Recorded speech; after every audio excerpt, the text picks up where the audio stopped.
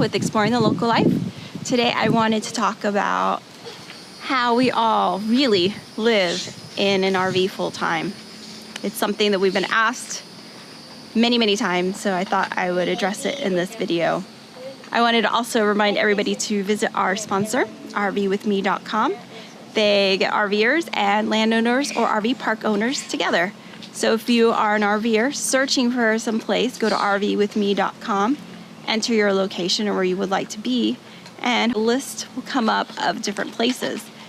And if you are a landowner or if you have an RV park, list your park there, and then people will be able to find you and use your facilities. Again, that is rvwithme.com, and there will be a link in the description. So how do we live in that thing? 26 feet of living space. What is it? 100? I forget how many square feet it is, but less than 300. Definitely more than 100. Somewhere in there. I forget. Because we've got the slide, so that gives us a tiny bit more living space. But how do we do it? First, you have to remember that before we did all of this, I was already working from home part-time. And I was already homeschooling. So the kids were already with me every day, all the time. The main difference, I think, with that now is that we don't have babysitters on the road. I mean, we could probably, use somebody, find somebody, but we haven't. When we were here in our regular house in Florida, we had my parents like 5 minutes away, and we also had some friends where we would, drop off the kids off and go on a date, and then they would do the same like a week or two later or something like that, and we would trade out. Oh, it's windy and dusty. Sand's kicking up. So Robert and I would have some time together. We haven't had that on the road.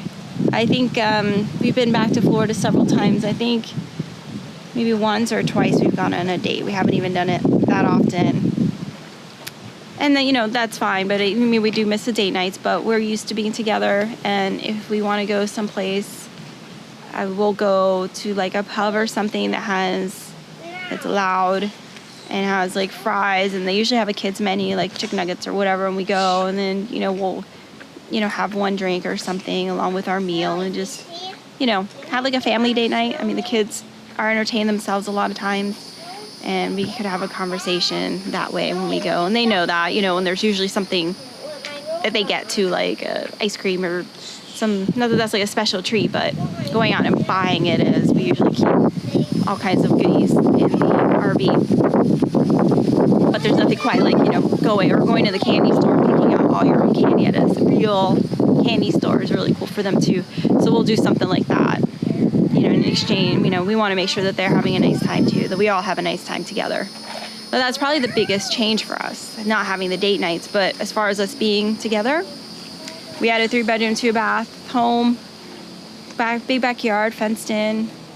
We were always everywhere together in the space anyway. If I was in the kitchen, they were in the kitchen. If I was in the den, they were in there with me. They didn't even really sleep in their rooms. We had all the mattresses in our room, and we all sort of slept together just because it went better for them sleeping-wise versus having them far away. They just never slept that way. So we're doing all the same things, just in a smaller space. And when you have to think about, especially the layout of our travel trailer, is that it does have separate spaces. There is a master bedroom that has sliding doors that close all the way. And then the children have bunk beds, and they are full-size beds and bedroom size. So they have their toys in there, and they can play in there, and they have curtains that they close to have their own private time.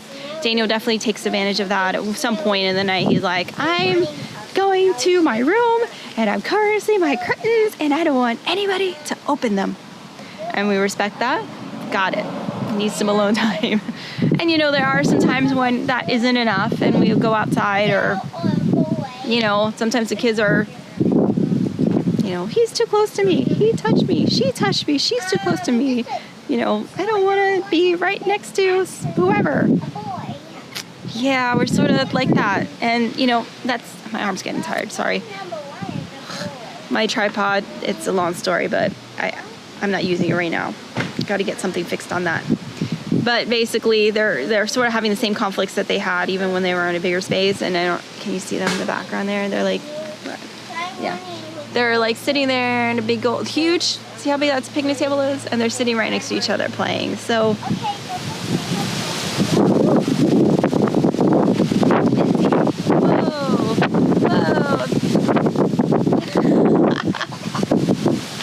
Oh man, spring in Florida. It's beautiful. We came back to Blue Spring, spending more time in Florida this month. April is like the perfect time to come to Florida. It is not too hot and you get these amazing breezes. But anyway, that's sort of all, really. We just do it. We're in the space together. We enjoy our time together. We have our moments, of course, like anybody else. And I think the biggest thing is that we focus on the awesomeness of having that time together. They're going to be gone soonish. I mean, Daniel's 7, Nadia's 4.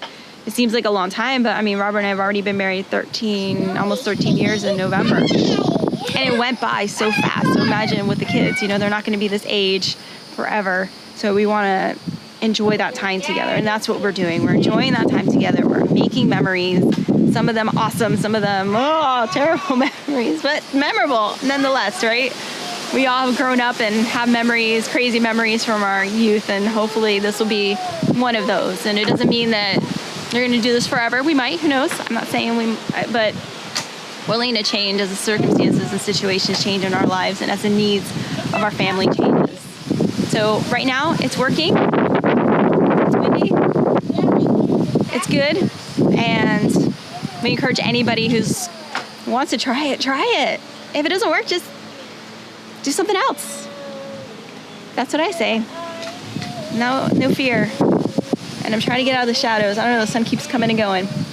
But that's really all I wanted to talk about. As always, please give us a thumbs up or a thumbs down, depending on how you feel about the video.